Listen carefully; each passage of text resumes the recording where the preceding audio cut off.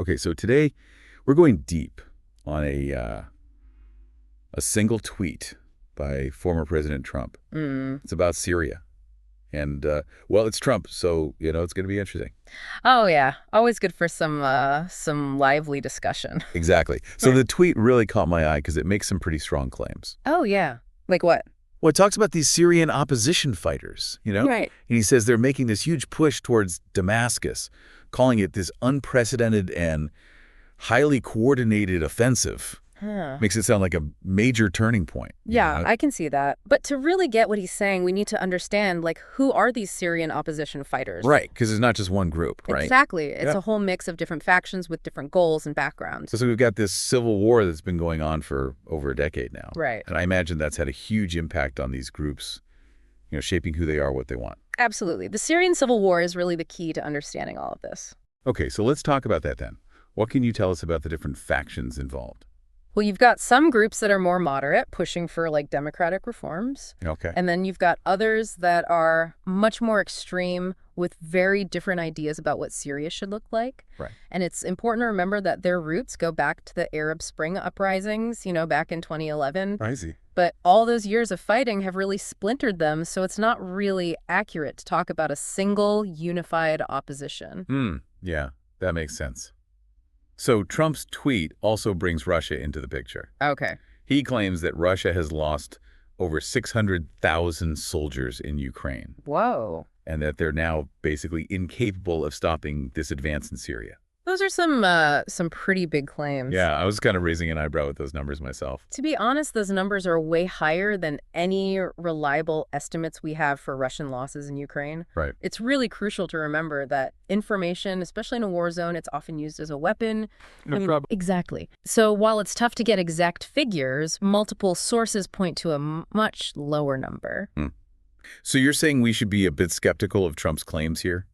I think a healthy dose of skepticism is always a good idea. Okay, fair enough. Now, what about Russia's actual role in Syria itself? Right? I mean, Trump's saying they're being pushed out, but they've been a major player there for years? Oh, absolutely. They've been backing the Assad regime, providing military support and all that. So to say they're suddenly incapable of influencing things seems a bit simplistic, right? Yeah, it's definitely more complicated than that. Okay, so what's the real story then? Well, Russia has invested a lot in Syria, both militarily and politically. Right. So it's not just about propping up Assad. They're looking to project power in the region, maintain a strategic foothold, counter Western influence, all that. I see. So a forced withdrawal, especially if it looks messy or weakens their image, that would be a real blow to them. Okay, so not the best thing, like Trump says. Probably not. All right, so then he goes on to talk about Obama's red line in the sand. Ah, yes. And he links that to the decision not to get militarily involved in Syria back in 2013. Right. Now, I think a lot of people might not remember all the details of that. Could you kind of walk us through it? Sure. So back in 2012, Obama basically warned Assad that using chemical weapons would cross a red line. Implying that the U.S. would take military action. Exactly. Then in 2013, a chemical attack did happen, and Obama was under immense pressure to intervene. Yeah. But ultimately, he went the diplomatic route, working with Russia to get rid of Syria's chemical weapons stockpile. Right. Now, this decision was super controversial. I remember. Some people said it emboldened Assad, and Russia, showed them they could get away with stuff. And others said it was the right call to avoid a bigger war. Exactly. It was a tough situation with no easy answers. And it seems like Trump's trying to tie that decision to Russia's current position in Syria. Yeah, he's suggesting that Russia was able to step in because the U.S. kind of backed down. Right. So is he right? Well, it's definitely the narrative he's pushing, but whether that's an accurate take on such a complex situation, that's debatable. Okay, so the red line incident is definitely part of the story, but maybe not the whole story. Exactly. Historical events are rarely that simple, True enough. Then we get to this interesting part, where Trump predicts that Russia and Assad will be forced out of Syria. Yeah. And he claims this could actually be the best thing that can happen to them. Interesting take. Yeah, I mean, it's a pretty bold prediction. What do you make of it? Well, I think it's a perspective that assumes Russia's only interested in Syria to a certain point. Okay. Like they'll just pack up and leave if things get too tough. But that might not be the case. Right, because they've invested a lot there. Like we said, they've got these deep interests in the region. Right. So being forced out, especially if it's chaotic or makes them weak, that would probably be seen as a failure for them. Not a win. Exactly. Okay, so we're seeing a pattern here. Trump's take is maybe a bit too simplistic. I think that's fair to say. All right, then we get to the end of the tweet where he basically says, Syria is not our friend. The U.S. should have nothing to do with it and do not get involved. The isolationist approach. Exactly.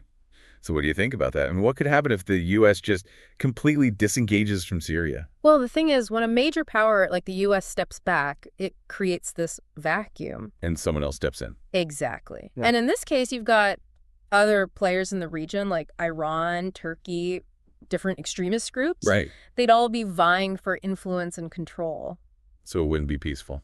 Not necessarily. You'd likely see more instability, humanitarian crises, potentially even more conflict. Yeah, that doesn't sound good. Yeah. So it's not as simple as just saying, we're out of here. Nope. Syria is a very complicated place with a lot of moving parts. A real geopolitical mess. You could say that. So to wrap things up, it seems like Trump's tweet, while definitely attention-grabbing, is offering a pretty simplified view of a really complex situation. Yeah, I think that's a good summary. It's like he's taking this incredibly tangled knot and saying, just cut it.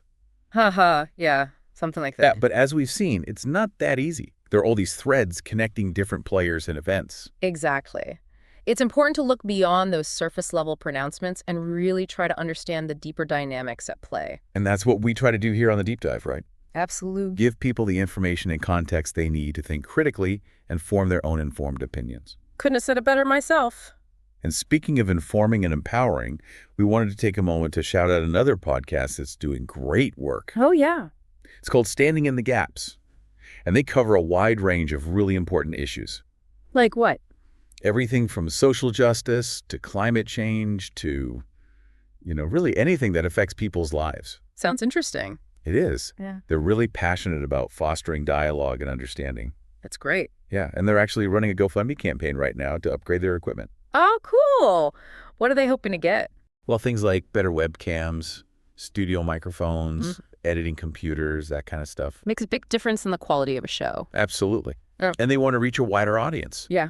Share their message with more people. I can definitely see the value in that. Right.